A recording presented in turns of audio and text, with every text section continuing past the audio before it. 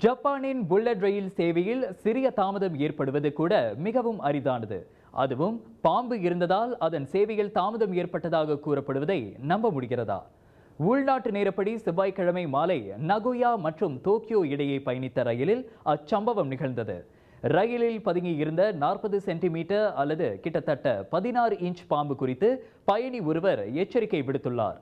எனினும் அந்த பாம்பு எங்கிருந்து எவ்வாறு ரயிலில் ஏறியது என்பது தெரியவில்லை. புல்லட் ரயில் பயணிகள் நாய்கள், பூனைகள் மற்றும் புறாக்கள் உட்பட பிற விலங்குகளை உடன் கொண்டு செல்ல அனுமதி உண்டு. ஆனால் பாம்புகளை கொண்டு செல்ல முடியாது. எனினும் அதனால் பயணிகளிடையே காயமோ வீதியோ ஏற்படவில்லை என்பதை மத்திய ஜப்பான் ரயில்வே நிறுவனத்தின் செய்தி தொடர்பாளர் உறுதிப்படுத்தியுள்ளார். இவ்வேளையில் பயணிகள் பையிலிருந்து அந்த பாம்பு ரயிலில் ஏறியதா என்பது குறித்து விசாரணை மேற்கொள்ளப்பட்டுள்ளது.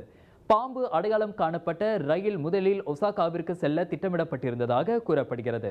எனினும் அந்த பயணத்திற்கு வேறு ரயிலை பயன்படுத்த நிறுவனம் முடிவு செய்ததை தொடர்ந்து அப்பயணம் சுமார் 17 நிமிடங்கள் தாமதமானதாக கூறப்படுகிறது.